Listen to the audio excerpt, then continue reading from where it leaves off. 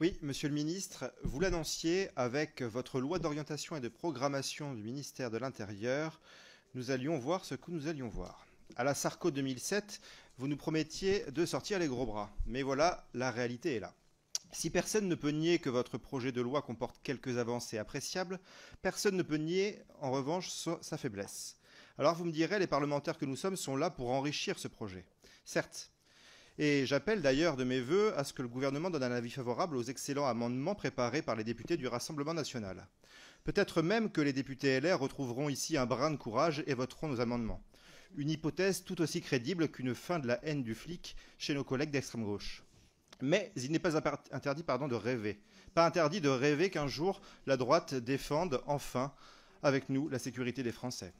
Alors voyez-vous, monsieur le ministre, si nous allons proposer évidemment des amendements pour tenter de corriger les faiblesses de votre projet de loi, nous ne pourrons malheureusement pas lui donner l'axe que ce projet de loi mériterait.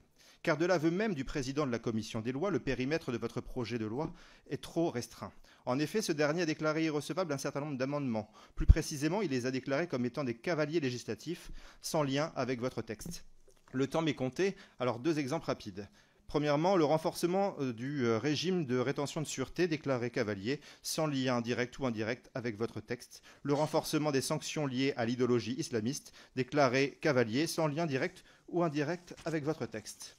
Pourtant, monsieur le ministre, dans votre projet, vous soulignez, je cite, qu'au-delà des crises, notre société devra également être plus robuste dans sa réponse à toutes les formes de délinquance et de criminalité, du terrorisme et de la criminalité organisée jusqu'aux actes de petite délinquance. Monsieur le ministre, ma question est la suivante. Est-il normal, selon vous, que les représentants du peuple se voient opposer une fin d'irrecevabilité non justifiée quand ils introduisent de nouvelles dispositions pour protéger les citoyens qui en ont tant besoin? Merci.